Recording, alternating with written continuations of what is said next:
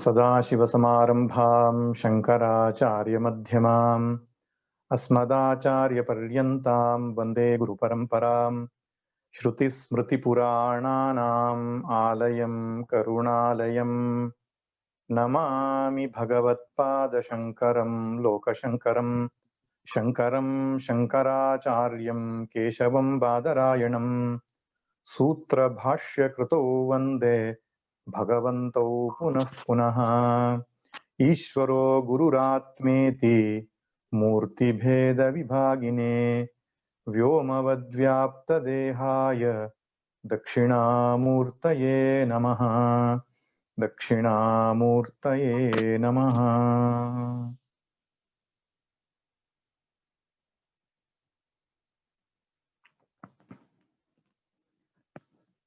ಹರಿ ಓಂ.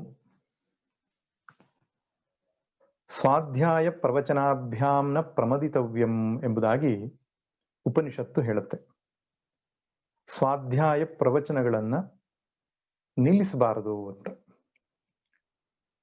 ಆ ವಿಷಯದಲ್ಲಿ ನಾವು ಪ್ರಮಾದವನ್ನು ಮಾಡಬಾರದು. ಅಂದ್ರೆ ನಿರಂತರ ಸ್ವಾಧ್ಯಾಯ ಪ್ರವಚನ ನಡೀತಾ ಇರಬೇಕು. ತದ್ಧಿ ತಪಸ್ ತದ್ಧಿ ತಪಃ ಎಂಬುದಾಗಿ ಹೇಳ್ತಾರೆ. ಅದೇ ತಪಸ್ಸು, ಅದೇ ತಪಸ್ಸು. ವೇದೋ ನಿತ್ಯ ಮಧೀಯತಾಂ ತದುದಿತಂ ಕರ್ಮಸ್ವನುಷ್ಠೀಯತಾಂ ಎಂಬುದಾಗಿ ಕೂಡ ಶಂಕರ ಭಗವತ್ಪಾದರು ತಮ್ಮ ಸಾಧನಾ ಪಂಚಕಂ ಗ್ರಂಥದಲ್ಲಿ ತಿಳಿಸಿದ್ದಾರೆ. ಒಟ್ಟಿನಲ್ಲಿ ಈ ಶಾಸ್ತ್ರ ಅಧ್ಯಯನ ಮತ್ತು ಅದರ ಬಗ್ಗೆ ತಿಳಿಸಿಕೊಡ್ತಕ್ಕಂಥ ಉಪನ್ಯಾಸ ಇದು ನಿರಂತರ ನಡೀತಾ ಇರಬೇಕು. ಅದು ಭಗವದ್ಗೀತೆ ಇರಲಿ, ಉಪನಿಷತ್ತಿರ್ಲಿ, ರಾಮಾಯಣ ಇರಲಿ, ಮಹಾಭಾರತ ಇರಲಿ, ಯಾವುದೋ ಒಂದು ಧಾರ್ಮಿಕ ಗ್ರಂಥವೋ, ಆಧ್ಯಾತ್ಮಿಕ ಗ್ರಂಥವೋ, ಭಕ್ತಿ ಗ್ರಂಥವೋ, ಒಟ್ಟಿನಲ್ಲಿ ಪ್ರಾತಃ ಮಧ್ಯಾಹ್ನ ಸಾಯಂ 3 ಕಾಲದಲ್ಲಿಯೂ ಕೂಡ ಶಾಸ್ತ್ರ ಚಿಂತನೆ ನಮ್ಮ ಮನಸ್ಸಿಗೆ ಬರ್ತಾ ಇರಬೇಕೆಂಬುದಾಗಿ ಹಿರಿಯರು ಹೇಳಿದ್ದಾರೆ. ಸಾಮಾನ್ಯವಾಗಿ ಈ ವ್ಯವಹಾರದ ಜಂಜಾಟದಲ್ಲಿ, ಲೌಕಿಕ ತಾಪತ್ರಯಗಳ ಮಧ್ಯೆ ನಾವು ಲಕ್ಷ್ಯವನ್ನ ಮರೆತು ಬಿಡ್ತೇವೆ. ಮೊನ್ನೆ ಯಾರೋ ಮಾತನಾಡ್ತಾ ಹೇಳಿದ್ರು, 1000ದೆಡೆಗೆ ಲಕ್ಷ್ಯವಿರಬೇಕು ಅಂತ. ಅಂದ್ರೆ 1000ದೆಡೆಗೆ, ಮೋಕ್ಷದೆಡೆಗೆ ಲಕ್ಷ್ಯ ಸದಾ ಇರಬೇಕು ನಮ್ಮದು ಅಂತ. ವ್ಯವಹಾರ, ಮಾಯಾ ಪ್ರಪಂಚ ಅದನ್ನ ಮರೆಸ್ತಾ ಇರ್ತದೆ. ಬೆಳಗ್ಗೆಯಿಂದ ಸಂಜೆ ತನಕ ವ್ಯವಹಾರದಲ್ಲಿ ಮುಳುಗಿ ನಾವು ಯಾಕೆ ಬಂದಿದ್ದೇವೆ, ಏನು ಮಾಡಬೇಕಿತ್ತು ಈ ಜಗತ್ತಿನಲ್ಲಿ ಎಂಬುದನ್ನ ಮರೆತು ಬಿಡುತ್ತೇವೆ. ಕಸ್ತ್ವಂ ಕೋಹಂ ಕುತ ಆಯಾತಃ ಕಾಮೇ ಜನನಿ ಕೋಮೇ ತಾತಃ. ನನ್ನ ಉದ್ದೇಶವನ್ನೇ ಮರೆತು ಈ ಪ್ರಾಪಂಚಿಕ ವ್ಯವಹಾರದಲ್ಲಿ ಮುಳುಗ್ತೇವಲ್ಲ, ಅದನ್ನು ಪ್ರಮಾದ ಎಂಬುದಾಗಿ ಕರೆದಿದ್ದಾರೆ. ಮನುಷ್ಯ ಜನ್ಮ ಸಿಕ್ಕಿರುವಂಥದ್ದೇ ಭಗವತ್ ಪ್ರಾಪ್ತಿಗಾಗಿ, ಮೋಕ್ಷ ಪ್ರಾಪ್ತಿಗಾಗಿ. ಅದನ್ನು ಬಿಟ್ಟು ನಾವು ಈ ಮಾಯಾ ಪ್ರಪಂಚದಲ್ಲಿ ತೊಡಗುವಂಥದ್ದು ಶಾಸ್ತ್ರ ದೃಷ್ಟಿಯಿಂದ ದೋಷ. ಹಾಗಾದ್ರೆ ಅದಕ್ಕೆ ಪರಿಹಾರ ಏನು? ನಿರಂತರ ನಮ್ಮ ಮನಸ್ಸಿನಲ್ಲಿ ನಮ್ಮ ಲಕ್ಷ್ಯ ಅನ್ನೋದು ಯಾವಾಗ್ಲೂ ಜಾಗೃತವಾಗಿರಬೇಕು, ಜಾಜ್ವಲ್ಯಮಾನವಾಗಿ ಬೆಳಗ್ತಾ ಇರಬೇಕು. ನನ್ನ ಉದ್ದೇಶ ಏನು? ಎಲ್ಲ ಕರ್ಮಗಳಿಂದ ನಾನು ಅಂತಿಮವಾಗಿ ಪಡೆಯಬೇಕಾದದ್ದೇನೋ ಲೌಕಿಕವೇ ಗುರಿ ಅಲ್ಲ, ಇದಕ್ಕಿಂತಲೂ ಹೊರತಾದ ಪರಮಾರ್ಥ ಅನ್ನುವಂಥದ್ದಿದೆ. DVಜಿಯವರು ಕಗ್ಗದಲ್ಲಿ ಹೇಳುವ ಹಾಗೆ, ಇರುವ ಕೆಲಸವ ಮಾಡು ಕಿರಿದೆನೆದೆ ಮನವಿಟ್ಟು ದೊರೆತುದ ಪ್ರಸಾದವೆಂದುಣ್ಣು ಗೊಣಗಿಡದೆ ಧರಿಸು ಲೋಕದ ಭರವ ಪರಮಾರ್ಥವನು ಬಿಡದೆ ಹೊರಡು ಕರೆ ಬರಲಳದೆ ಮಂಕುತಿಮ್ಮ. ಮನುಷ್ಯನ ಲಕ್ಷ್ಯ ಪರಮಾರ್ಥವೇ ಆಗಿದೆ, ಮೋಕ್ಷವೇ ಆಗಿದೆ. ಆದ್ರಿಂದ ಅದನ್ನ ನೆನಪಿಸ್ತಕ್ಕಂತಹ ಮೋಕ್ಷ ಗ್ರಂಥಗಳನ್ನ, ಸಾಧನಾ ಗ್ರಂಥಗಳನ್ನ, ಧಾರ್ಮಿಕ ಗ್ರಂಥಗಳನ್ನ ಪದೇ ಪದೇ ಶ್ರವಣ ಮಾಡಿ ನಮ್ಮ ಲಕ್ಷ್ಯವನ್ನ ನಿಚ್ಚಳವಾಗಿ ಜಾಗೃತಗೊಳಿಸಿಕೊಂಡು ಉಳಿಸಿಕೊಳ್ಳಬೇಕು ಎಂಬುದಾಗಿ ಹಿರಿಯರ ಬಯಕೆಯಾಗಿದೆ. ಆ ನಿಟ್ಟಿನಲ್ಲಿ ನಿರಂತರ ಒಂದು ಸ್ವಾಧ್ಯಾಯ ನಮ್ಮ ಜೀವನದಲ್ಲಿ ಘಟಿಸಲಿ ಎನ್ನುವ ಉದ್ದೇಶದಿಂದ ಈ ಗೀತಾ ಉಪನ್ಯಾಸವನ್ನ ನಾವು ಇಟ್ಟುಕೊಂಡಿರ್ತಕ್ಕಂಥದ್ದು. ಅದು ಶ್ರೋತೃಗಳಿಗೂ ಪ್ರಯೋಜನ ಆಗಬೇಕು, ಹೇಳುವವನಿಗೆ ಜಾಸ್ತಿ ಪ್ರಯೋಜನ ಆಗಬೇಕು. ಸ್ವಾಮಿ ಚಿನ್ಮಯಾನಂದರು ತುಂಬಾ ಚೆನ್ನಾಗಿ ಹೇಳ್ತಾ ಇದ್ರು, ಬಟ್ಟೆಯನ್ನ ಕಲ್ಲಿನ ಮೇಲೆ ಒಗೆದು ಹೊಡೆದು ಶುದ್ಧಿಗೊಳಿಸುವಾಗ ಬಟ್ಟೆ ಶುದ್ಧವಾಗ್ತದೋ ಇಲ್ಲವೋ, ಆದ್ರೆ ಕಲ್ಲಂತೂ ಶುದ್ಧವಾಗ್ತದೆ ಅಂತ. ಅದಕ್ಕೆ ಅವರು ತಮ್ಮ ಶಿಷ್ಯರಿಗೆ ಹೇಳ್ತಾ ಇದ್ರು, ನೀವು ಉಪನ್ಯಾಸಗಳನ್ನ ಸತ್ಸಂಗಗಳನ್ನ ನಡೆಸುವುದು ನಿಮ್ಮ ಉದ್ಧಾರಕ್ಕಾಗಿ ಎಂಬುದಾಗಿ. ಆತ್ಮನೋ ಮೋಕ್ಷಾರ್ಥಂ ಜಗದ್ಧಿತಾಯಚ ಎಂಬುದಾಗಿ ಸ್ವಾಮಿ ವಿವೇಕಾನಂದರು ಹೇಳಿದ್ದಾರೆ.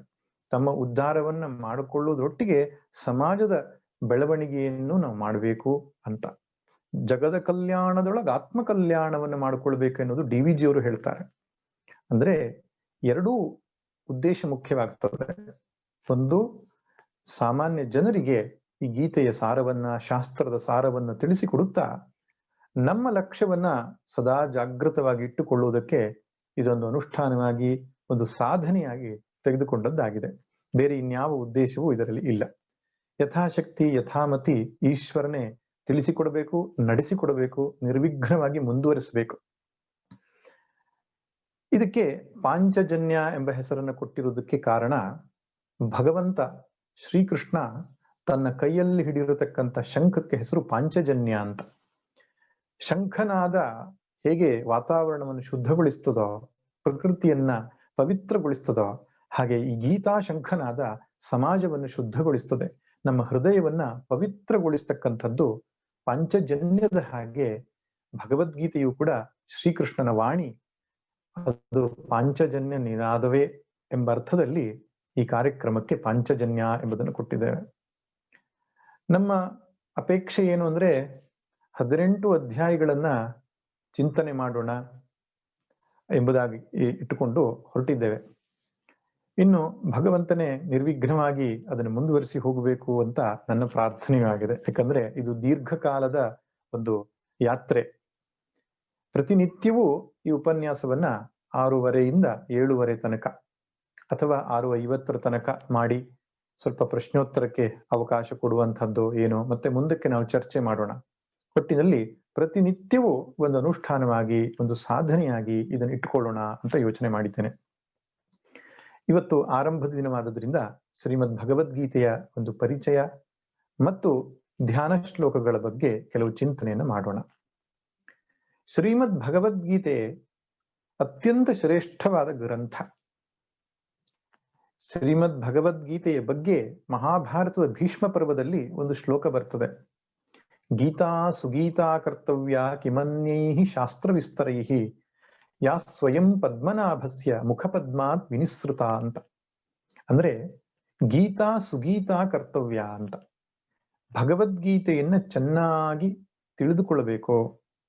ಕಿಮನ್ಯೈ ಶಾಸ್ತ್ರ ವಿಸ್ತರೈಹಿ, ವಿಸ್ತಾರವಾಗಿರತಕ್ಕಂತಹ ಬೇರೆ ಶಾಸ್ತ್ರಗಳು ನಮಗೆ ಯಾಕೆ ಬೇಕು ಅಂತ. ಅನೇಕ ಶಾಸ್ತ್ರಗಳ ಗೊಡವೆಗಳು ಬೇಡ.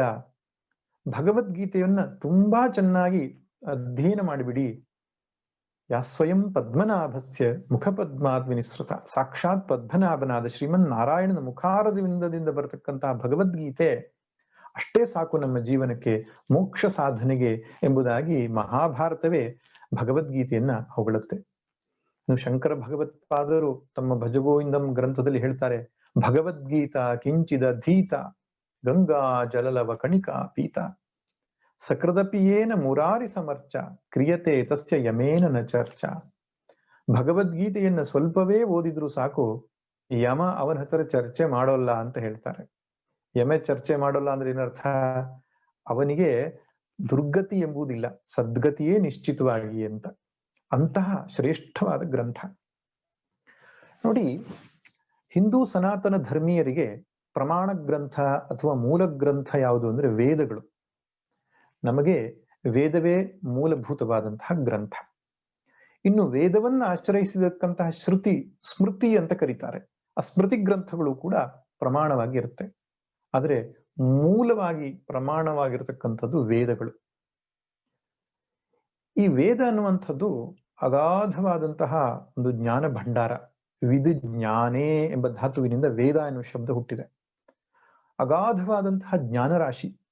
ಅದು ಯಾವುದೋ ವ್ಯಕ್ತಿ ಬರೆದಂತಹ ಒಂದು ಗ್ರಂಥ ಅಲ್ಲ. ಋಷಿಗಳು ಭಗವತ್ ತತ್ವವನ್ನು ಸಾಕ್ಷಾತ್ಕಾರ ಮಾಡಿಕೊಳ್ಳುವ ಉದ್ದೇಶದಿಂದ, ಈ ಜೀವನಕ್ಕೆ ಒಂದು ಅರ್ಥವನ್ನು ಕಂಡುಕೊಳ್ಳಬೇಕು ಎನ್ನುವ ಉದ್ದೇಶದಿಂದ ಧ್ಯಾನದಲ್ಲಿ ಕುಳಿತಾಗ ಏನು ಜೀವನದ ಅರ್ಥ, ಏನು ಪ್ರಪಂಚಾರ್ಥ, ಏನು ಜೀವ ಪ್ರಪಂಚಗಳ ಸಂಬಂಧ ಎಂಬಂತಹ ಪ್ರಶ್ನೆಯನ್ನ ಮನಸ್ಸಲ್ಲಿಟ್ಟುಕೊಂಡು ಏಕಾಗ್ರ ಚಿತ್ತತೆಯಿಂದ ಆ ಭಗವತ್ ತತ್ವವನ್ನು ಧ್ಯಾನ ಮಾಡ್ತಾ ಮಾಡ್ತಾ ಇದ್ದಾಗ ಅವರ ಅಂತಃಪಟಲದಲ್ಲಿ ಹೊಳೆದಂತಹ ದಿವ್ಯವಾದಂತಹ ವಾಣಿಯೇ ವೇದ. ಅದು ಅವರಿಗೆ ಹೊಳೆದದ್ದೇ ಹೊರತು ಅವರು ಬುದ್ಧಿಯಿಂದ ಕಂಡುಕೊಂಡಿದ್ದಲ್ಲ. ಸಾಕ್ಷಾತ್ ಪರಮಾತ್ಮನೇ ಅವರ ಅಂತಃಕರಣದಲ್ಲಿ ತೋರಿಸಿದ ಎಂಬುದಾಗಿ ಶ್ರುತಿ ಎನ್ನುವ ಶಬ್ದವನ್ನ ಹೇಳ್ತಾರೆ. ಶ್ರುತಿ ಅಂದ್ರೆ ಕೇಳಿದ್ದು ಅಂತ.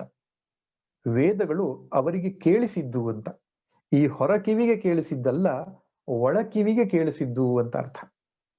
ಆದ್ದರಿಂದ ಅಂತಹ ವೇದಗಳು ಅತ್ಯಂತ ಪವಿತ್ರವಾದ ಗ್ರಂಥ. ವೇದದ ಪಾರಾಯಣ, ವೇದದ ಅಧ್ಯಯನ, ವೇದದ ಅರ್ಥಚಿಂತನ, ವೇದದ ವ್ಯಾಖ್ಯಾನ ಇವೆಲ್ಲವೂ ಕೂಡ ಅತ್ಯಂತ ಶ್ರೇಷ್ಠವಾದ ಕೆಲಸ. ಆದರೆ ವೇದ ಅಧ್ಯಯನವಾಗಲಿ ಅಥವಾ ವೇದದ ಅರ್ಥದ ಚಿಂತನೆಯಾಗಲಿ ಇವತ್ತಿನ ಕಾಲದಲ್ಲಿ ದುಸ್ತರವಾಗಿದೆ. ಅನೇಕ ಕಾರಣಗಳಿಂದಾಗಿ. ಒಂದು ಸಮಯದ ವ್ಯವಧಾನ ಇಲ್ಲ, ಮತ್ತು ವೇದದ ನಿಗೂಢವಾದಂತಹ ಭಾಷೆಯನ್ನ ಅರ್ಥೈಸಿಕೊಂಡು ಅದನ್ನು ಅನುಷ್ಠಾನಕ್ಕೆ ತರುವಲ್ಲಿ ನಮ್ಮ ಕಾರ್ಯಕ್ಷಮತೆಯೂ ಕೂಡ ಕ್ಷೀಣವಾಗಿದೆ. ಹೀಗಿರುವಾಗ ಆ ವೇದದ ಸಾರವೆಲ್ಲವನ್ನ ನಾವು ಗ್ರಹಿಸಬೇಕಾದ್ರೆ ಬೇರೆ ಯಾವುದಾದ್ರೂ ಮಾರ್ಗ ಇದೆಯೇ? ವೇದವನ್ನ ಓದುವುದಕ್ಕೆ ಒಂದಿಷ್ಟು ನಿಯಮಗಳಿದೆ. ಉದಾತ್ತ, ಅನುದಾತ್ತ, ಸ್ವರಿತ ಎಂಬುದಾಗಿ ಆ ಸ್ವರವನ್ನ ತಪ್ಪದೆ ಹೇಳಬೇಕಾಗ್ತದೆ. ವೇದದ ಅರ್ಥವನ್ನ ಮಾಡಬೇಕಾದ್ರೆ ವ್ಯಾಕರಣ, ನಿರುಕ್ತ, ಛಂದ, ಜ್ಯೋತಿಷ ಮುಂತಾದ ಗ್ರಂಥಗಳ ವೇದಾಂಗಗಳ ಸಹಾಯದಿಂದ ಮಾಡಬೇಕಾಗ್ತದೆ. ಇದೆಲ್ಲ ಸ್ವಲ್ಪ ದುಸ್ತರ, ಸ್ವಲ್ಪ ಕಷ್ಟ ಎಂಬುದಾಗಿ ಅನಿಸಬಹುದು. ಆದರೆ ಅತ್ಯಂತ ಸರಳವಾಗಿ ವೇದದ ಸಾರ ಸರ್ವಸ್ವ ಎಲ್ಲವನ್ನೂ ಕೂಡ ಗ್ರಹಣ ಮಾಡುವುದಕ್ಕೆ ಬೇರೆ ಯಾವುದಾದ್ರೂ ಮಾರ್ಗ ಇದೆಯೇ ಅಂದ್ರೆ ಹೌದು, ಅದೇ ಶ್ರೀಮದ್ ಭಗವದ್ಗೀತೆ. ಭಗವದ್ಗೀತೆಯನ್ನ ಸರಿಯಾಗಿ ಅರ್ಥೈಸಿಕೊಂಡ್ರೆ ಸಮಗ್ರ ವೇದವು ಏನು ಹೇಳ್ತಾ ಇದೆಯೋ ಅದರ ಅರ್ಥ ನಮಗೆ ಆಗ್ತದೆ. ಆದ್ದರಿಂದ ಗೀತಾಧ್ಯಯನವನ್ನ ಮಾಡಿ ತಮ್ಮ ಜೀವನದಲ್ಲಿ ಯಾರು ಅದನ್ನು ಅನುಷ್ಠಾನಕ್ಕೆ ತರ್ತಾರೋ ಮೋಕ್ಷ ನಿಶ್ಚಿತವಾಗಿ ಪ್ರಾಪ್ತಿಯಾಗುತ್ತೆ. ಆದ್ದರಿಂದ ವೇದಾಧ್ಯಯನ ಕಠಿಣವಾದರೂ ಗೀತಾಧ್ಯಯನ ಕಠಿಣವಲ್ಲ. 700 ಶ್ಲೋಕಗಳ 18 ಅಧ್ಯಾಯಗಳ ಈ ಭಗವದ್ಗೀತೆ ಜಗತ್ತಿನಲ್ಲಿ ಅತ್ಯಂತ ಶ್ರೇಷ್ಠವಾದ ಗ್ರಂಥ ಅಂತ ಹೇಳಬೇಕು. ಅದು ನಮ್ಮ ದೇಶದಲ್ಲಿ ಮಾತ್ರ ಅಲ್ಲ, ಎಲ್ಲಾ ಧರ್ಮ ಗ್ರಂಥಗಳಲ್ಲಿಯೂ, ಎಲ್ಲಾ ಮೋಕ್ಷ ಗ್ರಂಥಗಳಲ್ಲಿಯೂ, ಎಲ್ಲಾ ಶಾಸ್ತ್ರ ಗ್ರಂಥಗಳಲ್ಲಿಯೂ ಕೂಡ ಶ್ರೇಷ್ಠವಾದದ್ದು ಯಾವುದಪ್ಪ ಅಂತ ಹೇಳಲಿಕ್ಕೆ ಹೊರಟ್ರೆ ಶ್ರೀಮದ್ ಭಗವದ್ಗೀತೆ ಎಂಬುದಾಗಿಯೇ ನಮ್ಮ ಮನಸ್ಸಿಗೆ ಬರ್ತದೆ. ಹಾಗಂತ ಎಲ್ಲ ಮಹನೀಯರು ಕೂಡ ಇದನ್ನ ಹಾಡಿ ಹೊಗಳಿದ್ದಾರೆ. ಯಾಕಂದ್ರೆ ಒಬ್ಬ ಸಾಧಕನಾದವನು ತನ್ನ ಜೀವನದಲ್ಲಿ ನೆಮ್ಮದಿ, ಶಾಂತಿಯನ್ನು ಅನುಭವಿಸಬೇಕು ಅಂತಿದ್ರೆ ಅವನಿಗೆ ಏನೇನು ಮಾಹಿತಿಗಳು ಬೇಕು, ಧ್ಯಾನವನ್ನು ಹೇಗೆ ಮಾಡಬೇಕು, ಮನಸ್ಸು ಅಂದ್ರೆ ಏನು, ಮನಸ್ಸು ಹೇಗೆ ಕೆಲಸ ಮಾಡುತ್ತೆ, ಇನ್ನು ಕರ್ಮವನ್ನ ಯೋಗ ಬುದ್ಧಿಯಿಂದ ಮಾಡುವುದು ಹೇಗೆ, ಒಬ್ಬ ಆದರ್ಶ ವ್ಯಕ್ತಿ ಜೀವನ್ಮುಕ್ತ ಅಂತಕ್ಕಂಥವನು ಹೇಗೆ ಇರ್ತಾನೆ, ಇನ್ನು ಜೀವನ ಮೌಲ್ಯಗಳು ನಾವು ಹೇಗೆ ರೂಢಿಸಿಕೊಳ್ಳಬೇಕು, ಭಕ್ತಿಯನ್ನು ಹೇಗೆ ಮಾಡಬೇಕು, ಭಗವಂತ ಅಂದ್ರೆ ಯಾರು, ಜ್ಞಾನದ ಸ್ವರೂಪವೇನು, ಈ ಬಗೆಯಾದಂತಹ ಅನೇಕ ವಿಷಯಗಳನ್ನ ತನ್ನ ಒಡಲೊಳಗೆ ತುಂಬಿಕೊಂಡಂತಹ ಜ್ಞಾನದ ಖನಿ ಈ ಶ್ರೀಮದ್ ಭಗವದ್ಗೀತೆ. ನೋಡಿ, ವೇದದಲ್ಲಿ ತ್ರಿಕಾಂಡಾತ್ಮಕವಾದದ್ದು ವೇದ ಅಂತ ಹೇಳ್ತೇವೆ. ಸಂಹಿತ, ಬ್ರಾಹ್ಮಣ, ಆರಣ್ಯಕ, ಉಪನಿಷತ್ತು ಎಂಬುದಾಗಿ ವೇದದಲ್ಲಿ 4 ಮುಖ್ಯ ಭಾಗಗಳಿದೆ. ಆ 4 ಮುಖ್ಯ ಭಾಗಗಳ ಮುಖ್ಯವಾದಂತಹ ಉದ್ದೇಶ ಕರ್ಮ, ಉಪಾಸನ ಮತ್ತು ಜ್ಞಾನವನ್ನು ತಿಳಿಸ್ತಕ್ಕಂಥದ್ದು. ಅದಕ್ಕೆ ವೇದವನ್ನ ಕರ್ಮಕಾಂಡ, ಉಪಾಸನಾಕಾಂಡ ಮತ್ತು ಜ್ಞಾನಕಾಂಡ ಎಂಬುದಾಗಿ 3 ವಿಭಾಗ ಮಾಡುವ ಪದ್ಧತಿಯೂ ಇದೆ. ಈ ಸಂಹಿತಾ ಬ್ರಾಹ್ಮಣ ಭಾಗವನ್ನ ಕರ್ಮಕಾಂಡ ಅಂತಲೂ, ಆರಣ್ಯಕ ಭಾಗವನ್ನ ಉಪಾಸನಾಕಾಂಡ ಅಂತಲೂ, ಉಪನಿಷತ್ತುಗಳನ್ನ ಜ್ಞಾನಕಾಂಡ ಅಂತಲೂ ಕರೀತಾರೆ.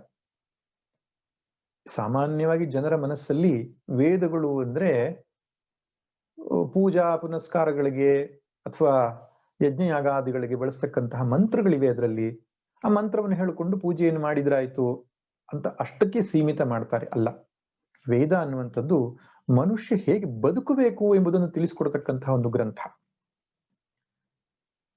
ಯೋ ಬ್ರಹ್ಮಾಣಂ ವಿದದಾತಿ ಪೂರ್ವಂ ಯೋ ವೈ ವೇದಾಂಶ್ಚ ಪ್ರಹಿಣೋತಿ ತಸ್ಮೈ ತಮ್ಹದೇವಂ ಆತ್ಮಬುದ್ಧಿ ಪ್ರಕಾಶಂ ಮುಕ್ಷುರ್ವೈ ಶರಣಮಹಂ ಪ್ರಪದ್ಯೆ ಎಂಬುದಾಗಿ ಹೇಳ್ತಾರೆ. ಅಂದ್ರೆ ಆ ಭಗವಂತನು ಯೋ ಬ್ರಹ್ಮಾಣಂ ವಿದಧಾತಿ ಪೂರ್ವಂ, ಯೋ ವೈ ವೇದಾಂಶ್ಚ ಪ್ರಹಿಣೋತಿ ತಸ್ಮೈ ತಮ್ಮದೇವಂ ಆತ್ಮಬುದ್ಧಿ ಪ್ರಸಾದ ಮುಮುಕ್ಷುರ್ವೈ ಶರಣಮಹಂ ಪ್ರಪದ್ಯೆ ಎಂಬುದು ಶ್ವೇತಾಶ್ವತರ ಉಪನಿಷತ್ತಲ್ಲಿ ಬರತಕ್ಕಂಥ ಮಂತ್ರ. ಆ ಪರಮಾತ್ಮನು ಸೃಷ್ಟಿಯನ್ನ ಮಾಡಿದ ಮೇಲೆ ಚತುರ್ಮುಖ ಬ್ರಹ್ಮನು ಮೊದಲನೆಯ ವ್ಯಕ್ತಿ. ಆದ್ದರಿಂದ ಆ ಚತುರ್ಮುಖ ಬ್ರಹ್ಮನನ್ನ ಸೃಷ್ಟಿ ಮಾಡಿದ ಮೇಲೆ ಅವನಿಗೆ ವೇದವನ್ನ ಕೊಟ್ಟನಂತೆ. ಯಾಕೆ? ಮುಂದಿನ ಸೃಷ್ಟಿಯನ್ನು ಹೇಗೆ ಮಾಡಬೇಕು, ಆಮೇಲೆ ಸೃಷ್ಟಿ ಮಾಡಿದ ಮೇಲೆ ಜೀವರಾಶಿಗಳು ಹೇಗೆ ಬದುಕಬೇಕು, ಎಲ್ಲ ವಿವರಣೆಗಳನ್ನ ಅವನ ಮನಸ್ಸಿಗೆ ಗೋಚರ ಆಗುವಂತೆ ಮಾಡಿದ್ನಂತೆ. ಆ ಜ್ಞಾನಕ್ಕೆ ವೇದ ಎಂಬುದಾಗಿ ಕರೀತಾರೆ. ಅಂದ್ರೆ ಸೃಷ್ಟಿಯನ್ನ ಮಾಡಿದ ಮೇಲೆ ಭಗವಂತ ಅಷ್ಟಕ್ಕೆ ನಿಲ್ಲಿಸ್ಲಿಲ್ಲ. ಸೃಷ್ಟಿಯಲ್ಲಿರ್ತಕ್ಕಂತಹ ಜೀವರುಗಳು ತಮ್ಮ ಜೀವನದ ಉದ್ದೇಶವನ್ನ ಪೂರ್ತಿ ಮಾಡಿಕೊಳ್ಳುವುದಕ್ಕೆ, ಜೀವನವನ್ನ ಹೇಗೆ ನಡೆಸಬೇಕು ಎಂಬಂತಹ ವಿವರಣೆಯನ್ನು ಕೂಡ ಭಗವಂತ ಕೊಟ್ಟಿದ್ದಾನೆ. ಇದಕ್ಕೆ ಉದಾಹರಣೆ ಹೇಳಬೇಕು ಅಂದ್ರೆ, ನಾವು ಮಾರ್ಕೆಟಿಗೆ ಹೋಗಿ ಯಾವುದೇ ಒಂದು ಇಲೆಕ್ಟ್ರಾನಿಕ್ ಅಥವಾ ಎಲೆಕ್ಟ್ರಿಕಲ್ ಗ್ಯಾಡ್ಜೆಟ್ ಅನ್ನು ತಂದಾಗ ಅದರೊಟ್ಟಿಗೆ ಅದನ್ನು ಉಪಯೋಗಿಸುವ ಮಾಹಿತಿಯ ಒಂದು ಪುಸ್ತಕ ಕೊಟ್ಟಿರ್ತಾರೆ. ಒಂದು ಮೊಬೈಲ್ ಅನ್ನು, ಒಂದು ಟಿವಿಯನ್ನು ಅಥವಾ ಇನ್ಯಾವುದೋ ವಸ್ತುವನ್ನು ತೆಗೆದುಕೊಂಡಾಗ ಯೂಸರ್ ಮ್ಯಾನ್ಯುವಲ್ ಗೈಡ್ ಅಂತ ಹೇಳಿ ಒಂದು ಪುಸ್ತಕ ಕೊಡ್ತಾರೆ. ಅದನ್ನ ಹೇಗೆ ಬಳಸಬೇಕು ಎಂಬುದಾಗಿ ಪುಸ್ತಕದಲ್ಲಿ ಇರ್ತದೆ. ಸಾಮಾನ್ಯವಾಗಿ ಯಾರು ಆ ಪುಸ್ತಕವನ್ನ ನೋಡಿ ಆ ಉಪಕರಣಗಳನ್ನು ಬಳಸಲ್ಲ. ಸೀದಾ ಅನ್ಬಾಕ್ಸ್ ಮಾಡ್ತಾರೆ, ಪ್ಲಗ್ ಮಾಡಿ ಉಪಯೋಗಿಸ್ಲಿಕ್ಕೆ ಶುರು ಮಾಡ್ತಾರೆ. ಅದು ಕ್ರಮ ಅಲ್ಲ. ಆ ವಸ್ತುವನ್ನು ಹೇಗೆ ಬಳಸಬೇಕು, ಯಾವ ಟೆಂಪರೇಚರ್ ಅಲ್ಲಿ ಅದು ಕೆಲಸ ಮಾಡುತ್ತೆ, ಯಾವ ವೋಲ್ಟ್ ಇದೆ, ಯಾವ ಆಂಪ್ಸ್ ಇದೆ, ಮುಂತಾದ ಮಾಹಿತಿಯನ್ನ ತಿಳ್ಕೊಂಡು ಆ ಪ್ರಕಾರವಾಗಿ ಅದನ್ನು ಬಳಸಿದರೆ ದೀರ್ಘಕಾಲ ಬಳಕೆಗೆ ಬರ್ತದೆ. ಅದಕ್ಕೆ ಬಳಸುವ ಮಾಹಿತಿಯನ್ನ ಅವರು ಕೊಟ್ಟಿರ್ತಾರೆ. ಹೀಗೆ ಈ ಸೃಷ್ಟಿಯನ್ನ ಮಾಡಿದ ಮೇಲೆ, ಜೀವನವನ್ನು ಕೊಟ್ಟ ಮೇಲೆ ಭಗವಂತ ಅದನ್ನು ಹೇಗೆ ಬಳಸಬೇಕು ಅನ್ನೋ ಮಾಹಿತಿಯನ್ನು ಕೂಡ ಕೊಟ್ಟಿದ್ದಾನೆ. ಅದೇ ವೇದಗಳು. ವೇದಗಳು ಬರೀ ಪೂಜಾ ಪುನಸ್ಕಾರಗಳಿಗೆ ಸಂಬಂಧಪಟ್ಟ ಮಂತ್ರರಾಶಿ ಅಷ್ಟೇ ಅಲ್ಲ, ಅದು ಜೀವನವನ್ನು ಹೇಗೆ ನಡೆಸಬೇಕು ಎಂಬ ಮಾಹಿತಿಯನ್ನ ತುಂಬಾ ಸುಂದರವಾಗಿ, ತುಂಬಾ ಸ್ಪಷ್ಟವಾಗಿ ಕೊಟ್ಟಂತಹ ಒಂದು ಗ್ರಂಥ. ಹಾಗಾದ್ರೆ ವೇದಗಳಿಗೆ ಏನು ಹೇಳುತ್ತೆ ನಮಗೆ? ವೇದ ಹೇಳುವುದು ಒಂದೇ ಮಾತು, ಮೋಕ್ಷವೇ ಮನುಷ್ಯ ಜೀವನದ ಉದ್ದೇಶ ಎಂಬುದಾಗಿ ಹೇಳುತ್ತೆ. ಮೋಕ್ಷ ಪ್ರಾಪ್ತಿಯೇ ನಮ್ಮ ಜೀವನದ ಚರಮ ಲಕ್ಷ್ಯ ಎಂಬುದಾಗಿ. ಆ ಮೋಕ್ಷವನ್ನು ಪ್ರಾಪ್ತಿ ಮಾಡಿಕೊಳ್ಳುವುದಕ್ಕಾಗಿ ನಾವು ಅಂತಃಕರಣ ಶುದ್ಧಿಯನ್ನು ಪಡೆದುಕೊಳ್ಳಬೇಕು. ಅಂತಃಕರಣ ಶುದ್ಧಿ ಇಲ್ಲದೆ ಮೋಕ್ಷ ಸಾಧ್ಯವಿಲ್ಲ. ತತ್ವ ಸಾಕ್ಷಾತ್ಕಾರ ಚಿತ್ತ ಶುದ್ಧಿ ನಹುದು, ಚಿತ್ತ ಶೋಧನೆ ಮತಿ ಚಮತ್ಕಾರವಲ್ಲ. ಬಿತ್ತರದ ಲೋಕ ಪರಿಪಾಕದಿಂ ಸತ್ಕರ್ಮ ಸಕ್ತಿಂ ಶುದ್ಧತೆಯ ಮಂಕುತಿಮ್ಮ. ತತ್ವ ಸಾಕ್ಷಾತ್ಕಾರ ಚಿತ್ತ ಶುದ್ಧಿ ನಹುದು ಎಂಬುದಾಗಿ ಡಿ.ವಿ.ಜಿ ಹೇಳ್ತಾರೆ. ಆತ್ಮ ಸಾಕ್ಷಾತ್ಕಾರ ಅನ್ನುವಂಥದ್ದು ಚಿತ್ತಶುದ್ಧಿಯಿಂದ ಆಗುವಂಥದ್ದು. ಡಿ.ವಿ.ಜಿ ಮತ್ತೊಂದು ಕಗ್ಗದಲ್ಲಿ ಹೇಳ್ತಾರೆ, ಮೋಕ್ಷದಾಶೆಯಳು ಅತಿ ಆತುರತೆ ಒಳಿತಲ್ಲ, ಶಿಕ್ಷೆ ಬಹುಕಾಲ ನಡೆಯದೆ ಮೋಕ್ಷವಿಲ್ಲ. ಲಕ್ಷ್ಯ ತಪ್ಪದೆ ಚರಿಸು ಸಾಮಾನ್ಯ ಧರ್ಮಗಳ, ಮೋಕ್ಷ ಸ್ವತಃ ಸಿದ್ಧ ಮಂಕುತಿಮ್ಮ.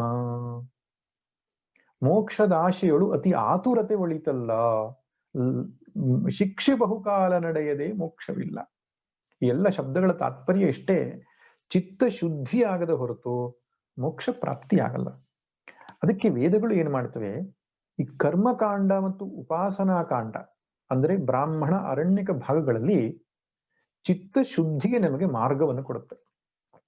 ಯಜ್ಞದಾನ ತಪಃ ಕರ್ಮ ಪಾವನಾನಿ ಮನೀಷಿಣಾಂ. ಯಜ್ಞ, ದಾನ, ತಪಸ್ಸು, ಪಂಚಮಹಾಯಜ್ಞಾದಿಗಳು, ನಿತ್ಯ ನೈಮಿತ್ತಿಕ ಕರ್ಮಾದಿಗಳನ್ನ ಬ್ರಾಹ್ಮಣ ಭಾಗಗಳಲ್ಲಿ ಕೊಟ್ಟು ಅಂತಃಕರಣದ ಶುದ್ಧಿಯ ಮಾರ್ಗವನ್ನು ನಮಗೆ ತೋರಿಸಿಕೊಡುತ್ತೆ. ವಿಶೇಷವಾಗಿ ಕರ್ಮ ಯೋಗ, ಯೋಗ ಬುದ್ಧಿಯಿಂದ ಯಜ್ಞಾಗಾದಿಗಳನ್ನು ಮಾಡುವುದರ ಬಗ್ಗೆ ವೇದ ನಮಗೆ ತಿಳಿಸಿಕೊಡುತ್ತೆ.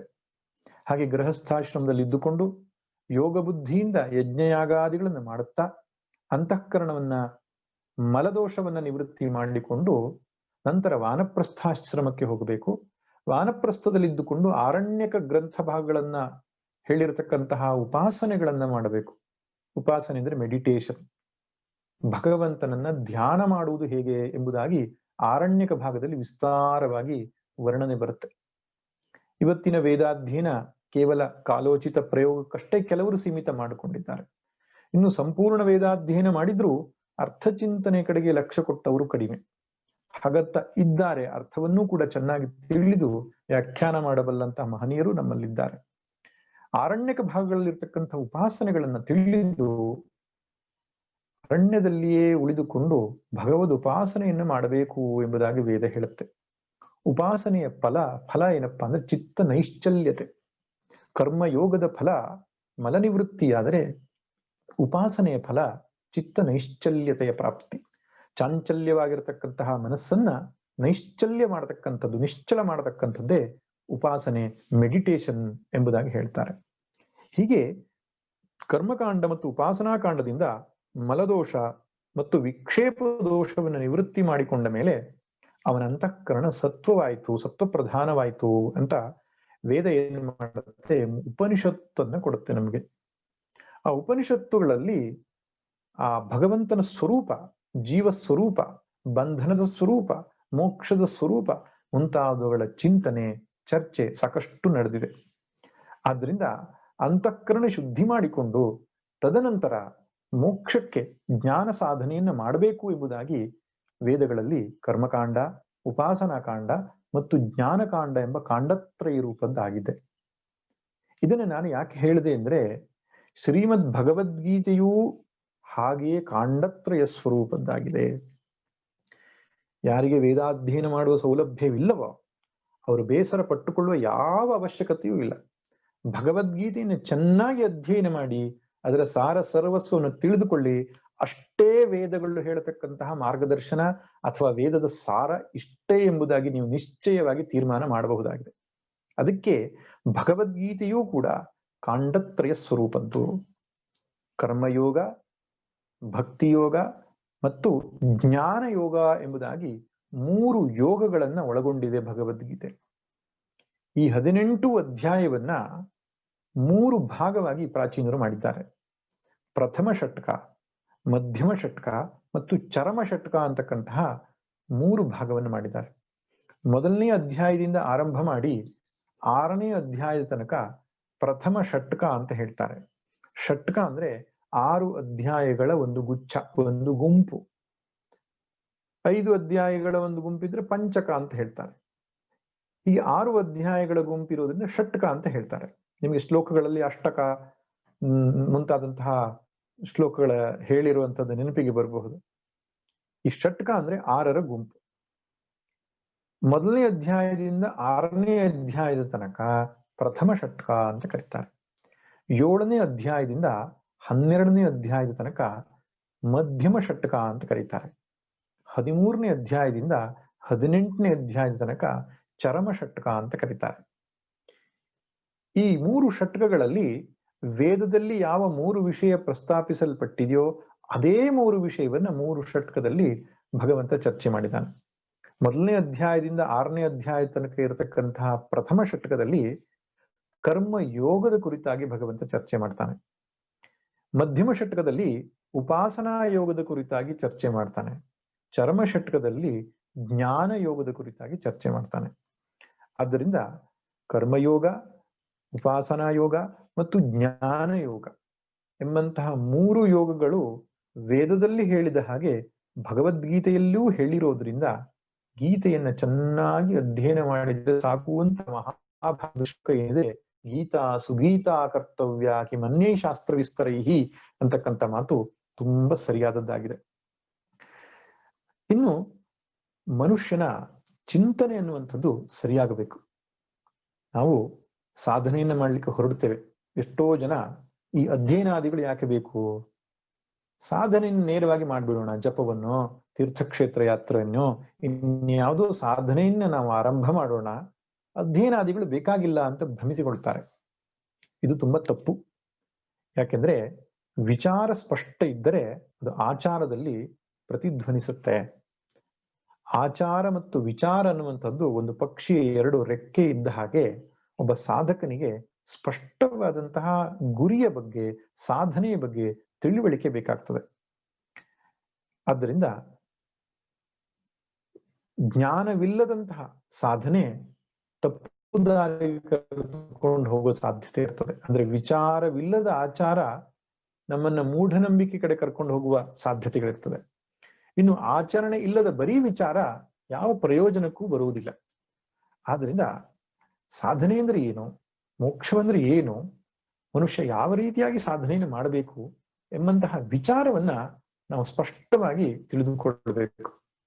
ಆದ್ದರಿಂದ ಭಗವದ್ಗೀತೆಯ ತಿಳುವಳಿಕೆಯನ್ನ, ವಿಚಾರಗಳನ್ನ ಸ್ಪಷ್ಟವಾಗಿ ನಾವು ತಿಳಿದುಕೊಂಡು ಆ ಪ್ರಕಾರವಾಗಿ ಜೀವನದಲ್ಲಿ ಅನುಸಂಧಾನ ಮಾಡಿದ್ರೆ ನಿಶ್ಚಿತವಾಗಿ ನಮಗೆ ನೆಮ್ಮದಿ, ಶಾಂತಿ ಸಿಗತ್ತೆ ಅನ್ನೋದ್ರಲ್ಲಿ ಸಂಶಯ ಇಲ್ಲ. ಇಂತಹ ಭಗವದ್ಗೀತೆಗೆ ಇನ್ನೊಂದು ಹೆಸರಿದೆ, ಸ್ಮೃತಿ ಪ್ರಸ್ಥಾನ ಎಂಬುದಾಗಿ ಕೂಡ ಕರೀತಾರೆ. ನಮ್ಮ ಭಾರತೀಯ ಧರ್ಮ ಗ್ರಂಥಗಳು ಅಥವಾ ಮೋಕ್ಷ ಗ್ರಂಥಗಳಲ್ಲಿ ಪ್ರಧಾನವಾಗಿ 3 ಗ್ರಂಥಗಳಿಗೆ ಪ್ರಸ್ಥಾನತ್ರಯೀ ಎಂಬುದಾಗಿ ಹೇಳ್ತಾರೆ. ಒಂದು ಶ್ರುತಿ ಪ್ರಸ್ಥಾನ, ಇನ್ನೊಂದು ಸ್ಮೃತಿ ಪ್ರಸ್ಥಾನ, ಮತ್ತೊಂದು ನ್ಯಾಯ ಪ್ರಸ್ಥಾನ ಅಂತ. ಪ್ರಸ್ಥಾನ ಅಂದ್ರೆ ಪ್ರಸ್ಥೀಯತೆ ಅನೇನ ಇತಿ ಪ್ರಸ್ಥಾನಂ, ಯಾವುದರಿಂದ ಭಗವಂತನನ್ನ ನಾವು ಸರಿಯಾಗಿ ಮುಟ್ಟಬಹುದು ಆ ದಾರಿಗೆ ಹೆಸರು ಪ್ರಸ್ಥಾನ ಅಂತ. ಅದರಿಂದ ಭಗವಂತನನ್ನ ತಿಳಿಸಿಕೊಡ್ತಕ್ಕಂತಹ 3 ಮುಖ್ಯ ಗ್ರಂಥಗಳನ್ನ ಪ್ರಸ್ಥಾನತ್ರಯೀ ಎಂಬುದಾಗಿ ಕರೆದಿದ್ದಾರೆ. ಅದರಲ್ಲಿ ಮೊದಲನೆಯದು ಶ್ರುತಿ ಅಂದ್ರೆ ವೇದಗಳು, ಎರಡನೆಯದು ಸ್ಮೃತಿ, ಆ ಸ್ಮೃತಿಗಳಲ್ಲಿ ಶ್ರೀಮದ್ ಭಗವದ್ಗೀತೆಯನ್ನೇ ಸ್ಮೃತಿ ಪ್ರಸ್ಥಾನ ಎಂಬುದಾಗಿ ಕರೆದಿದ್ದಾರೆ. ಮೂರನೆಯದು ನ್ಯಾಯ ಪ್ರಸ್ಥಾನ ಅಂದ್ರೆ ಬ್ರಹ್ಮಸೂತ್ರ ಅಂತ. ಭಗವಾನ್ ವೇದವ್ಯಾಸರು 555 ಸೂತ್ರಗಳಲ್ಲಿ ತರ್ಕಬದ್ಧವಾಗಿ ಲಾಜಿಕಲ್ ಸೀಕ್ವೆನ್ಸ್ ಅಂತ ನಾವೇನ್ ಕರಿತೇವೆ ಆ ರೀತಿಯಲ್ಲಿ ವೇದದ ಸಾರ ಸರ್ವಸ್ವವನ್ನ, ವಿಶೇಷವಾಗಿ ಉಪನಿಷತ್ತುಗಳನ್ನು ಚಿಂತನೆಯನ್ನ ಮಾಡಿದ್ದಾರೆ. ಅದನ್ನ ನ್ಯಾಯ ಪ್ರಸ್ಥಾನ ಅಂತ ಕರೀತಾರೆ. ಭಗವದ್ಗೀತೆಯನ್ನು ಸ್ಮೃತಿ ಪ್ರಸ್ಥಾನ ಅಥವಾ ಸಾಧನಾ ಪ್ರಸ್ಥಾನ ಎಂಬುದಾಗಿ ಕೂಡ ಕರೆದಿದ್ದಾರೆ. ಅದರಿಂದ ಒಂದು ತುಂಬಾ ಚೆನ್ನಾಗಿ ಮಾಡಿರುವ ಗ್ರಂಥ ಭಗವದ್ಗೀತೆ. ಉಪನಿಷತ್ತಲ್ಲಿ ಅಲ್ಲಲ್ಲಿ ನಮಗೆ ಸಾಧನೆಯ ಬಗ್ಗೆ ಲಕ್ಷ್ಯ ಗೋಚರವಾದರೂ ಕೂಡ ಗೀತೆಯಷ್ಟು ವಿಸ್ತಾರವಾಗಿ ಸುಸ್ಪಷ್ಟವಾಗಿ ಉಪನಿಷತ್ತಲ್ಲಿ ಇದನ್ನು ತಿಳಿಸಿಕೊಟ್ಟಿಲ್ಲ.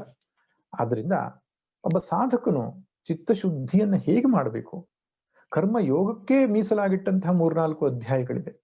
ಬರೀ ಕರ್ಮ ಯೋಗವನ್ನೇ ಭಗವಂತ ಸಾಕಷ್ಟು ವಿಶದವಾಗಿ ಚರ್ಚೆ ಮಾಡ್ತಾರೆ. ಇನ್ನು ಧ್ಯಾನವನ್ನು ಹೇಗೆ ಮಾಡಬೇಕು, ಧ್ಯಾನ ಯೋಗದಲ್ಲಿ ಇರ್ತಕ್ಕಂತಹ ವಿಚಾರವನ್ನಷ್ಟೇ ತಿಳ್ಕೊಂಡ್ರೆ ಸಾಕು, ಧ್ಯಾನದ ಎಲ್ಲ ಮಜಲುಗಳು ನಮ್ಗೆ ಅರ್ಥ ಆಗುತ್ತೆ. ಇನ್ನು ಭಕ್ತಿಯ ವಿಷಯವಾಗಿ ಎಷ್ಟು ಸುಂದರವಾಗಿ ಭಗವಂತ, ಭಕ್ತಿ ಅಂದ್ರೆ ಏನು, ಭಕ್ತನ ಲಕ್ಷಣ ಅಂದ್ರೆ ಏನು, ಭಗವಂತನ ಸ್ವರೂಪ ಅಂದ್ರೆ ಏನು, ಈ ರೀತಿಯಾಗಿ ಸಾಧನೆಯನ್ನು ಮಾಡೋದಕ್ಕೆ ನಮಗೆ ಸಾಕಷ್ಟು ಮಾರ್ಗದರ್ಶನವನ್ನ ಕೊಡ್ತಕ್ಕಂತಹ ಗ್ರಂಥ ಶ್ರೀಮದ್ ಭಗವದ್ಗೀತೆ. ಅದರಲ್ಲಿ ವಿಶೇಷವಾಗಿ ಗೃಹಸ್ಥಾಶ್ರಮದಲ್ಲಿದ್ದವರಿಗೆ ಭಗವದ್ಗೀತೆ ಅನ್ನೋದು ಬೇಕೇ ಬೇಕು. ಯಾರು ಭಗವದ್ಗೀತೆಯನ್ನು ಅಧ್ಯಯನ ಮಾಡುವುದಿಲ್ವೋ ಅವರು ತಮ್ಮ ನಿಜವಾದ ಗೃಹಸ್ಥಾಶ್ರಮದ ಅವಕಾಶದಿಂದ ವಂಚಿತರಾಗ್ತಾರೆ. ಗೀತೆ ಹೇಳಿರುವುದೇ ಗೃಹಸ್ಥಾಶ್ರಮದಲ್ಲಿದ್ದವರಿಗೆ ವಿಶೇಷವಾಗಿ.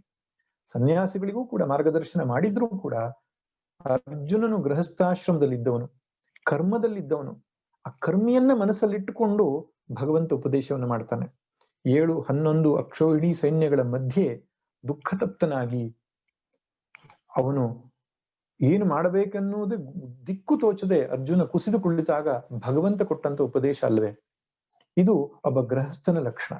ಅರ್ಜುನ ವಿಷಾದ ಯೋಗದಿಂದ ಆರಂಭ ಮಾಡುವ ಭಗವದ್ಗೀತೆ ಒಬ್ಬ ಸಾಮಾನ್ಯ ಗೃಹಸ್ಥನಿಗೆ ನಿತ್ಯವೂ ಕೂಡ ಜಂಜಾಟಗಳು, ತಾಪತ್ರಯಗಳು, ಉದ್ವಿಗ್ನತೆಗಳು, ಬೇಸರಗಳು ಅನೇಕ ಬಗೆಯಾಗಿ ಕಾಡ್ತಾ ಇರುತ್ತೆ.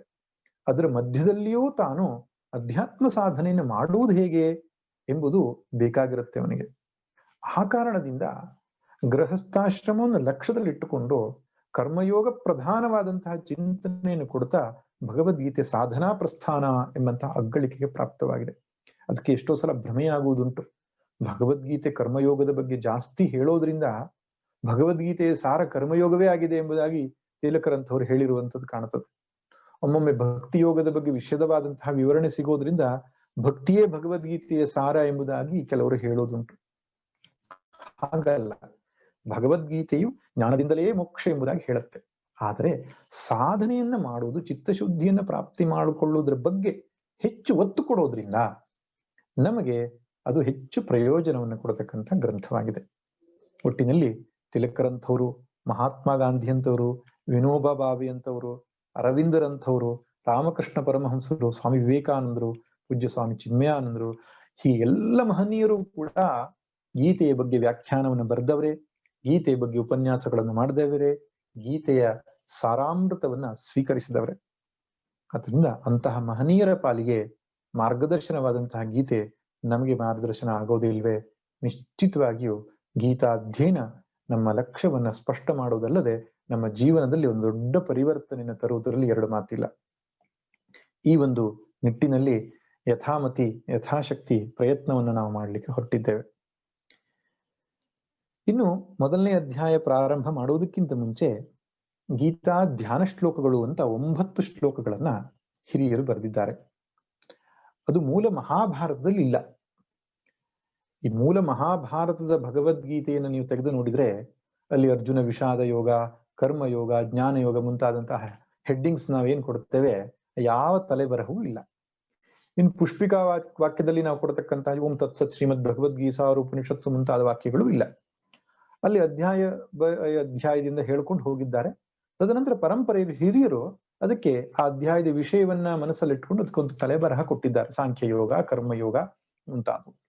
ಹಾಗೆಯೇ ಗೀತಾ ಧ್ಯಾನ ಶ್ಲೋಕಗಳು ಕೂಡ ಭಗವದ್ ಮಹಾಭಾರತದಲ್ಲಿ ಇಲ್ಲ. ಅದನ್ನ ಮಧುಸೂದನ ಸರಸ್ವತಿಗಳು ಅಂತ ಒಬ್ರು ಕಾಶಿಯಲ್ಲಿರ್ತಕ್ಕಂತಹ ಸನ್ಯಾಸಿಗಳು ಮಹಾತ್ಮರು ಈ ಧ್ಯಾನ ಶ್ಲೋಕಗಳನ್ನು ಕೆಲವರು ಬರೆದ್ರು, ಕೆಲವನ್ನ ಬೇರೆ ಗ್ರಂಥಗಳಿಂದ ಸಂಗ್ರಹಿಸಿದ್ರು. ಒಟ್ಟಿನಲ್ಲಿ ಈ 9 ಧ್ಯಾನ ಶ್ಲೋಕವನ್ನು ಹೇಳಿಯೇ ಭಗವದ್ಗೀತಾ ಅಧ್ಯಯನ ಅಥವಾ ಪಾರಾಯಣ ಮಾಡತಕ್ಕಂಥ ಕ್ರಮ ಇದೆ. ಇದು ಗೀತೆಗಷ್ಟೇ ಸೀಮಿತವಾದಲ್ಲ. ಲಲಿತಾ ಸಹಸ್ರನಾಮ ಇರ್ಲಿ, ವಿಷ್ಣು ಸಹಸ್ರನಾಮ ಇರ್ಲಿ, ಅಥವಾ ಯಾವುದೇ ಒಂದು ಗ್ರಂಥದ ಪಾರಾಯಣಕ್ಕಿಂತ ಮುಂಚೆ ಋಷಿ, ದೇವತೆ ಮತ್ತು ಛಂದಸ್ಸನ್ನ ಸ್ಮರಣೆ ಮಾಡಬೇಕು ಎಂಬುದಾಗಿ ವೇದವೇ ಹೇಳುತ್ತೆ. ವೇದ ಮಂತ್ರಗಳನ್ನೇ ಹೇಳುವಾಗ ಪ್ರತಿಯೊಂದು ಮಂತ್ರದ ಆರಂಭದಲ್ಲಿ ಋಷಿ, ದೇವತೆ, ಛಂದಸ್ಸನ್ನು ಸ್ಮರಿಸಬೇಕು. ವಿಶ್ವಾಮಿತ್ರ ಋಷಿ ಗಾಯತ್ರಿ ಛಂದ ಸವಿತಾ ದೇವತಾ. ಗಾಯತ್ರಿ ಮಂತ್ರವನ್ನು ಹೇಳುವಾಗ ಋಷಿಯಾದಂತಹ ವಿಶ್ವಾಮಿತ್ರ ಸ್ಮರಣೆ ಮಾಡಿ ತಲೆಯನ್ನು ಮುಟ್ಕೋಬೇಕು. ಏನು ಗಾಯತ್ರಿ ಛಂದ ಅಂತ ತುಟಿಯನ್ನು ಮುಟ್ಕೋಬೇಕು. ಸವಿತಾ ದೇವತಾ ಅಂತ ಎದೆನ ಹೃದಯವನ್ನು ಮುಟ್ಕೊಳ್ಬೇಕು ಎಂಬುದಾಗಿ ಪರಂಪರೆಯಲ್ಲಿ ಇರತಕ್ಕಂಥ ವ್ಯವಸ್ಥೆ. ಅಂದ್ರೆ ಯಾರು ಈ ಮಂತ್ರವನ್ನ ನಮಗೆ ಕೊಟ್ಟರೋ ಅವರ ಅನುಗ್ರಹವನ್ನು ನಾವು ಪಡ್ಕೊಳ್ಬೇಕು, ಅವರ ಆಶೀರ್ವಾದವನ್ನು ಪಡ್ಕೊಳ್ಬೇಕು. ಇನ್ನೊಂದು, ಯಾವ ಛಂದಸ್ಸಲ್ಲಿ ಅದು ಲಿಖಿತವಾಗಿದೆ, ಅದು ಬರೆಯಲ್ಪಟ್ಟಿದೆ, ಆ ಛಂದೋಭಿಮಾನಿ ದೇವತೆ ಅನುಗ್ರಹವೂ ನಮಗೆ ಬೇಕಾಗ್ತದೆ. ಯಾಕಂದ್ರೆ ಸರಿಯಾಗಿ ಛಂದಸ್ಸಿನಿಂದ ಸುಸ್ಪಷ್ಟವಾಗಿ ಹೇಳಿದ್ರೇನೆ ಆ ಮಂತ್ರವಾಗ್ಲಿ ಸ್ತೋತ್ರವಾಗ್ಲಿ ನಮಗೆ ಫಲಕಾರಿ ಆಗ್ತಕ್ಕಂಥದ್ದು. ಆದ್ದರಿಂದ ಛಂದೋಭಿಮಾನಿ ದೇವತೆಯ ಸ್ಮರಣೆಯನ್ನ ಮಾಡತಕ್ಕಂಥದ್ದು ವ್ಯವಸ್ಥೆ. ಇನ್ನು ದೇವತೆ, ಲಲಿತಾ ಸಹಸ್ರನಾಮದಲ್ಲಿ ಆದ್ರೆ ಲಲಿತೆಯ ಸ್ಮರಣೆ, ವಿಷ್ಣು ಸಹಸ್ರನಾಮದಲ್ಲಿ ಆದ್ರೆ ವಿಷ್ಣುವಿನ ಸ್ಮರಣೆ, ಹಾಗೂ ವೇದವ್ಯಾಸರ ಸ್ಮರಣೆ ಋಷಿ ರೂಪದಲ್ಲಿ, ಅನುಷ್ಟು ಛಂದ ಯಾವ ಛಂದಸ್ಸಲ್ಲಿದೆಯೋ ಅದ್ರ ಸ್ಮರಣೆ. ಈ ರೀತಿಯಾಗಿ ಯಾವುದೇ ರೀತಿಯ ಪಾರಾಯಣ ಪದ್ಧತಿಯಲ್ಲಿಯೂ ಕೂಡ ಈ ಋಷಿ, ದೇವತಾ, ಛಂದಸ್ಸನ್ನ ಸ್ಮರಣೆ ಮಾಡತಕ್ಕಂಥ ಒಂದು ವ್ಯವಸ್ಥೆ ಇದೆ. ಹಾಗೆಯೇ ಭಗವದ್ಗೀತೆಯ ಪಾರಾಯಣಕ್ಕಿಂತ ಮುಂಚೆಯೂ ಕೂಡ ನಾವು ಪ್ರಾರ್ಥನೆಯನ್ನು ಮಾಡಬೇಕು. 4 ವಸ್ತುಗಳನ್ನ, 4 ಸಂಗತಿಗಳನ್ನು ಕುರಿತು ಇಲ್ಲಿ ಪ್ರಾರ್ಥನೆಯನ್ನು ಮಾಡತಕ್ಕಂಥ ಪದ್ಧತಿ ಇದೆ. ಮೊದಲನೇದಾಗಿ ಗೀತೆಯನ್ನೇ ಕುರಿತು ಸ್ತುತಿ ಇದೆ. ಭಗವದ್ಗೀತೆ ನಮ್ಮ ದೃಷ್ಟಿಯಲ್ಲಿ ಒಂದು ಪುಸ್ತಕ ಅಲ್ಲ, ಅದು ಸಾಕ್ಷಾತ್ ಸರಸ್ವತಿ ಅಂತಕ್ಕಂಥ ಭಾವನೆ ಪ್ರಾಚೀನತೆಗೆ. ಅದು ಯಾವುದೇ ಶಾಸ್ತ್ರ ಗ್ರಂಥವಾಗ್ಲಿ, ವೇದವಾಗ್ಲಿ, ಭಗವದ್ಗೀತೆಯಾಗ್ಲಿ ಅದು ಒಂದು ಪುಸ್ತಕ ಅಲ್ಲ, ಅಥವಾ ಯಾವುದೋ ಒಂದು ಪೇಪರ್ ಅಲ್ಲಿ ಇರತಕ್ಕಂತಹ ಅಕ್ಷರಗಳಲ್ಲ, ಸಾಕ್ಷಾತ್ ಸರಸ್ವತಿ ಎಂಬಂತ ಭಾವನೆ. ಪುಸ್ತಕವನ್ನು ನೆಲಕ್ಕೆ ಇಡುತ್ತಿರ್ಲಿಲ್ಲ. ನಾನು ಹೃಷಿಕೇಶದ ಕೈಲಾಸಾಶ್ರಮದಲ್ಲಿ ಸ್ವಲ್ಪ ಕಾಲ ವಾಸಿಸ್ತಾ ಇದ್ದಾಗ ಅಲ್ಲಿ ನಿಯಮ ಏನಪ್ಪಾ ಅಂದ್ರೆ ಕೆಳಗಡೆ ಯಾವುದೊಂದು ಪೀಠವನ್ನು ಇಟ್ಟೇ ಅದ್ರ ಮೇಲೆ ಪುಸ್ತಕ ಇಡಬೇಕು. ಹಾಗೇನಾದ್ರೂ ನೆಲಕ್ಕೆ ಇಟ್ರೆ, ಬೇರೆ ಕಡೆ ಅದನ್ನ ಇಟ್ರೆ ಮಹಾಮಂಡಲೇಶ್ವರರು ಅವರಿಗೆ ಜೋರು ಮಾಡ್ತಾ ಇದ್ರು. ಅದೆಲ್ಲ ಕ್ರಮ ಎಂಬುದಾಗಿ. ಯಾಕಂದ್ರೆ ಪುಸ್ತಕ ಸಾಕ್ಷಾತ್ ಸರಸ್ವತಿ ಎನ್ನುವ ಭಾವನೆ ಇರಬೇಕು. ಪವಿತ್ರವಾದ ಜಾಗದಲ್ಲಿ ಇಡಬೇಕು, ಅದನ್ನ ಸ್ವಚ್ಛಗೊಳಿಸ್ಬೇಕು, ಪವಿತ್ರವಾದ ಕೈಯಿಂದ ಮುಟ್ಟಬೇಕು. ಯಾಕಂದ್ರೆ ಅದು ಸಾಕ್ಷಾತ್ ಸರಸ್ವತಿ. ಭಗವದ್ಗೀತೆಯು ಅಷ್ಟೇನೆ ವೇದದ ಸಾರಭೂತವಾದಂತಹ ಗ್ರಂಥವಾದದ್ರಿಂದ ಅದನ್ನ ದೇವಿ ಎಂಬುದಾಗಿ ಭಾವಿಸಬೇಕು. ನೋಡಿ, ಜಗತ್ನಲ್ಲಿ ಒಂದು ಜನ್ಮದಿನ ಇರತಕ್ಕಂಥ ಪುಸ್ತಕ ಯಾವ್ದಾದ್ರು ಇದ್ರೆ ಭಗವದ್ಗೀತೆ. ಯಾವ್ದಾದ್ರು ಪುಸ್ತಕಕ್ಕೆ ಜನ್ಮದಿನದ ಆಚರಣೆಯನ್ನು ಮಾಡ್ತಾರ? ಇಲ್ಲ ಅಲ್ಲ. ಬರ್ತ್ಡೇ ಸೆಲೆಬ್ರೇಷನ್ ಮಾಡೋದು ಮನುಷ್ಯರಿಗೆ, ಆದ್ರೆ ಒಂದು ಪುಸ್ತಕ ತನ್ನ ಜನ್ಮದಿನ ಆಚರಿಸಿಕೊಳ್ತಾ ಇದೆ ಅಂದ್ರೆ ಗೀತಾ ಜಯಂತಿ ಎಂಬುದಾಗಿ ಮಾರ್ಗಶೀರ್ಷ ಏಕಾದಶಿಯಲ್ಲಿ ಮಾಡ್ತೇವಲ್ಲ ನಾವು. ಆ ಗೀತಾ ಜಯಂತಿ ಮಾಡೋದಕ್ಕೆ ಕಾರಣ ಸಾಕ್ಷಾತ್ ಸರಸ್ವತಿ ಆವಿರ್ಭವಿಸಿದ ದಿನ ಎಂಬುದಾಗಿ ಅರ್ಥ. ಅದರಿಂದ ಗೀತಾ ಸ್ತುತಿ 2 ಶ್ಲೋಕಗಳಲ್ಲಿ ಗೀತಾ ಸ್ತುತಿಯನ್ನ ಮಾಡಿದ್ದಾರೆ. ಇನ್ನು ಈ ಶ್ರೀಮದ್ ಭಗವದ್ಗೀತೆ ನಮಗೆ ಸಿಗಬೇಕಾದ್ರೆ ಯಾವ ಋಷಿಯಿಂದ ನಮಗೆ ಸಿಕ್ತು? ಭಗವಾನ್ ವೇದವ್ಯಾಸೋ ಋಷಿ. ಸಾಕ್ಷಾತ್ ಮಹಾವಿಷ್ಣುವಿನ ಅವತಾರವೇ ಆಗಿರತಕ್ಕಂತಹ ವೇದವ್ಯಾಸರ ಸ್ಮರಣೆಯನ್ನ ಮಾಡತಕ್ಕಂಥದ್ದು ನಮ್ಮ ಕರ್ತವ್ಯ. ಅನುಗ್ರಹವನ್ನ ಪ್ರಾಪ್ತಿ ಮಾಡಿಕೊಳ್ಳಬೇಕಾದ್ದು ನಮ್ಮ ಕರ್ತವ್ಯ. ಆದ್ದರಿಂದ ವೇದವ್ಯಾಸರ ಬಗ್ಗೆ ಒಂದು ಸ್ತುತಿ ಇದೆ. ಇನ್ನು ಈ ಭಗವದ್ಗೀತೆಯ ದೇವತೆ ಯಾರು ಅಂತ, ಇದು ಒಂದು ದೊಡ್ಡ ಪ್ರಶ್ನೆ. ಭಗವದ್ಗೀತೆಯ ಯಾವ ದೇವರನ್ನು ಕುರಿತು ಹೇಳ್ತಾ ಇದೆ ಅಂತ, ಯಾವುದೋ ಒಂದು ರೂಪವನ್ನು, ಯಾವುದೋ ಒಂದು ವಿಶೇಷವಾದಂತಹ ನಾಮವನ್ನು ಕುರಿತು ಭಗವದ್ಗೀತೆ ಹೇಳ್ತಾ ಇದೆಯಾ? ಇಲ್ಲ. ಭಗವದ್ಗೀತೆ ಸೃಷ್ಟಿಕರ್ತನಾದ ಪರಮಾತ್ಮನನ್ನು ಕುರಿತು ಹೇಳ್ತಾ ಇದೆ. ಯಾವನು ಸೃಷ್ಟಿ ಸ್ಥಿತಿ ಲಯವನ್ನ ಮಾಡ್ತಾ ಇದ್ದಾನೋ ಆ ಸೃಷ್ಟಿಕರ್ತನಾದ ಪರಮಾತ್ಮನೇ ಇಲ್ಲಿ ದೇವರು. ಅವನ ಒಂದು ಅವತಾರವಾಗಿರತಕ್ಕಂಥ ಕೃಷ್ಣ. ಕೃಷ್ಣನ ಸ್ತುತಿ ಹಾಗೂ ಎಂ ಬ್ರಹ್ಮ ವರುಣೇಂದ್ರ ರುದ್ರಮರುತ ಸ್ತುನ್ವಂತಿ ದಿವ್ಯೈಸ್ತವೈಹಿ ಮುಂತಾದ ಶ್ಲೋಕಗಳಲ್ಲಿ ಆದಿನಾರಾಯಣನಾಗಿರತಕ್ಕಂತಹ ಪರಮಾತ್ಮನ ಒಂದು ಸ್ತುತಿಯನ್ನು ಕೂಡ 4 ಶ್ಲೋಕಗಳಲ್ಲಿ ಕೃಷ್ಣ ಸ್ತುತಿ, ಭಗವಂತನ ಸ್ತುತಿಯನ್ನ ಮಾಡಲಾಗಿದೆ. ಇನ್ನು 4ನೇದಾಗಿ ಮಹಾಭಾರತದ ಸ್ಮರಣೆ.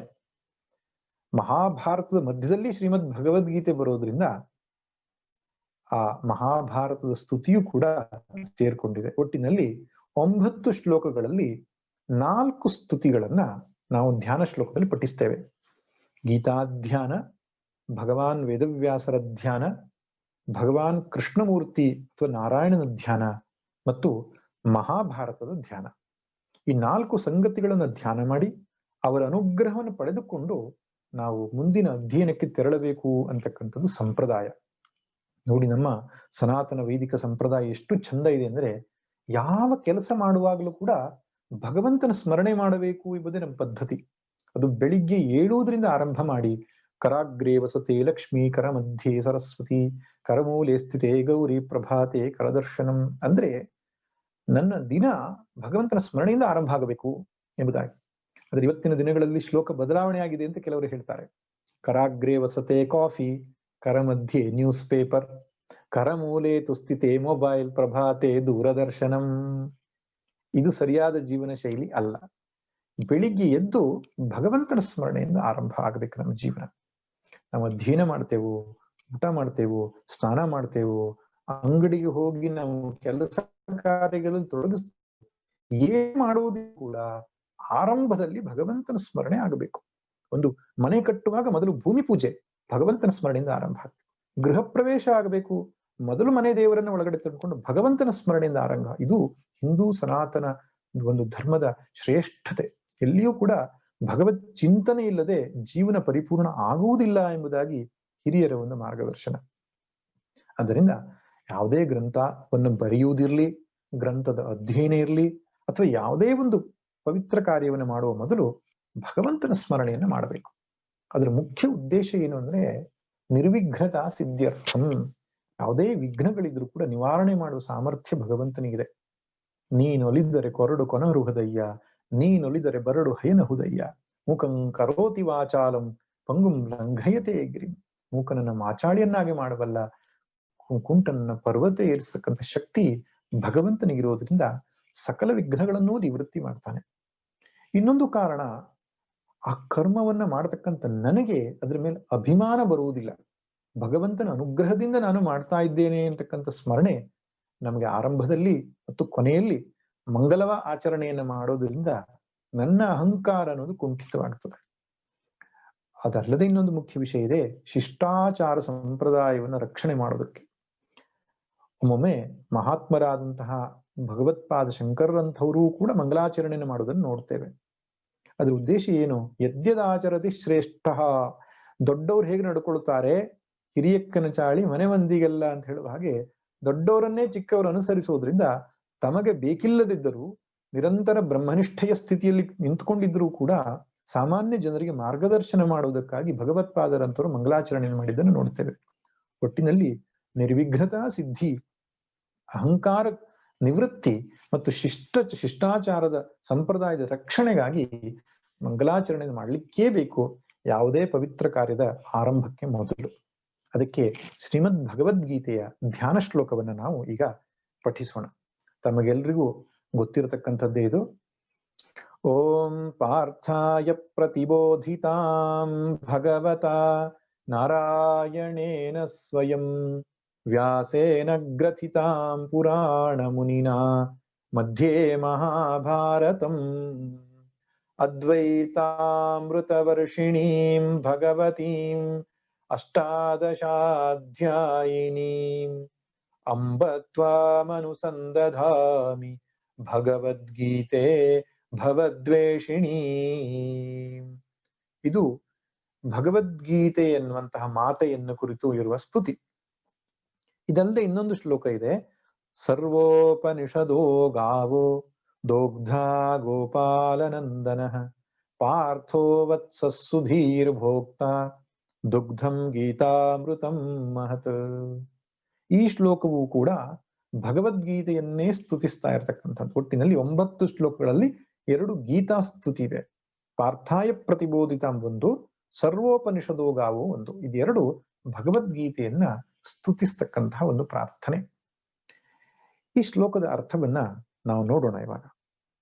ಓಂ ಪಾರ್ಥಾಯ ಪ್ರತಿಬೋಧಿತಾಂ. ಶ್ರೀಮದ್ ಭಗವದ್ಗೀತೆ ಅನ್ನೋದು ಪಾರ್ಥನಿಗಾಗಿ ಹೇಳಿರತಕ್ಕಂಥದ್ದು ಅಂತ. ಇದು ಸಂವಾದ ರೂಪದಲ್ಲಿ ಇರತಕ್ಕಂಥದ್ದು. ಶ್ರೀಕೃಷ್ಣ ಮತ್ತು ಪಾರ್ಥ ಅಂದ್ರೆ ಅರ್ಜುನನ ಮಧ್ಯೆ ಇರತಕ್ಕಂಥ ಸಂವಾದವಾಗಿದೆ. ಪಾರ್ಥನಿಗಾಗಿ ಭಗವದ್ಗೀತೆಯನ್ನು ಹೇಳ್ತಾನೆ. ಯಾಕಂದ್ರೆ ಅವನು ದೈವೀ ಗುಣವನ್ನು ಸಂಪನ್ನನಾಗಿದ್ದ, ಅದಕ್ಕೆ ಅರ್ಹನಾಗಿದ್ದ, ಅಧಿಕಾರಿಯಾಗಿದ್ದ. ಅಷ್ಟೇ ಅಲ್ಲ, ಅವನು ಕೇಳಿಕೊಂಡಿದ್ದ, ನನಗೆ ಉಪದೇಶವನ್ನು ಮಾಡು, ಶಾಧಿಮಾಂ ಪ್ರಪನ್ನಂ, ಶರಣಾಗತನಾಗಿದ್ದೇನೆ, ನನಗೆ ಉಪದೇಶ ಮಾಡು ಅಂತ ಕೇಳಿಕೊಂಡಿದ್ದ. ಕೇಳಿಕೊಂಡ ಮಾತ್ರಕ್ಕೆ ಉಪದೇಶ ಸಿಗುವುದಿಲ್ಲ, ಅದಕ್ಕೆ ಅರ್ಹತೆಯನ್ನು ಬೆಳೆಸಬೇಕು. ಮಾಶುಚ, ಪಾಂಡವನಾದಂತಹ ನೀನು ದೈವೀ ಗುಣ ಸಂಪನ್ನನಾಗಿದ್ಯಾ ಅಂತ ಭಗವಂತನೇ ಹೇಳ್ತಾನೆ. ಅಂತಹ ದೈವೀ ಗುಣ ಸಂಪನ್ನನಾದ ಪಾರ್ಥ ಇದು ಇಲ್ಲಿ ಶಿಷ್ಯನಾಗಿದ್ದಾನೆ. ನಿಜವಾಗಿ ಪಾರ್ಥ ಅನ್ನುವ ಶಬ್ದದ ಅರ್ಥ ಪೃಥೆಯ ಮಗ ಅಂತ ಒಂದು ಅರ್ಥ. ಪೃಥ ಅಂದ್ರೆ ಕುಂತಿಗಿರುವ ಹೆಸರು. ಕುಂತಿ ಹುಟ್ಟು ಹೆಸರು ಪೃಥ. ಕುಂತಿ ಅಂತ ಹೆಸರು ಯಾಕೆ ಬಂತು ಅಂದ್ರೆ ಕುಂತಿ ಭೋಜನ ಅವಳನ್ನ ದತ್ತು ತೆಗೆದುಕೊಂಡಿದ್ದಂತೆ. ಆದ್ದರಿಂದ ಅವಳಿಗೆ ತದನಂತರ ಕುಂತಿ ಅನ್ನೋ ಹೆಸರು ಬಂತು. ಹುಟ್ಟಿನ ಹೆಸರು ಪೃಥ ಅಂತ. ಆ ಪೃಥೆಯ ಮಗನಾದ್ರಿಂದ ಪಾರ್ಥ ಅನ್ನೋದು ಒಂದು ಹೆಸರು. ಇದ್ರ ಹಿಂದೆ ಒಂದು ಕಥೆಯನ್ನು ಕೂಡ ಹೇಳ್ತಾರೆ.